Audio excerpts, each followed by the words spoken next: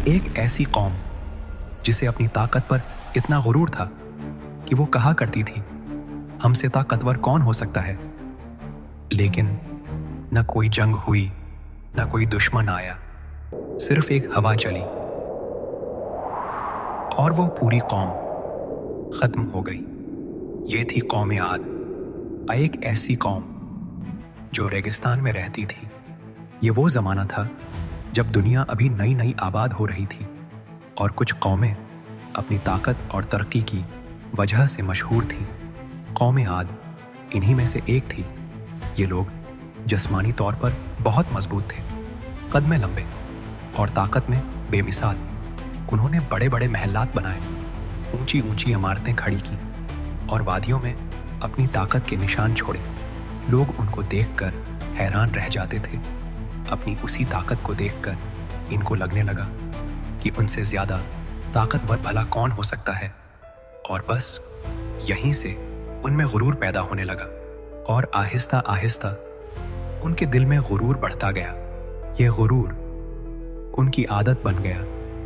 उन्होंने अपनी ताकत पर फख्र किया, उन्होंने अपनी चीजों पर फख्र किया और फिर उन्होंने सच मानने से इनकार कर दिया, क्योंकि उन्हें लगता था कि उनकी ताकत ही सब कुछ है। इनका गुरूर इस हद तक पहुंच गया था कि जब कभी भी इनके बड़े महफिलों में बैठते थे तो कहा करते थे, हम इतने ताकतवर हैं कि हमारा कोई क्या कर लेगा। हमारी तो हवा भी कंट्रोल में है, हमारा कुछ नहीं बिगाड़ सकती, तो कोई और हमारा क्या कर लेगा। ये जब भी कभी बात करते तो अपनी ताकत पर इतना गुरूर करते कि उन्हें कुछ याद ना रहता और सरकशी के तमाम हुदूद पार करते। फिर अल्लाह ने उनकी तरफ एक रसूल भेजा, हजरत हूद अलैहिस्सलाम। उन्होंने कहा, अल्लाह की इबादत करो, उसी की तरफ लौट आओ और अपना गुरूर छोड़ दो। लेकिन कौम आद ने ना सुना, बल्कि उन्होंने मजाक उड़ाया और कहा, हमें कोई अजाब नहीं आ सकता। अगर अजाब आना है तो ले आओ अजाब हम पर। और यही उनकी सबसे बड़ी गलती थी।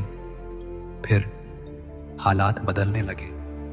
बारिश रुक गई, जमीन खुशक हो गई और जिंदगी मुश्किल हो गई। लेकिन उन्होंने उसे एक इशारा नहीं समझा, वो अपने गुरूर में ही डूबे रहे।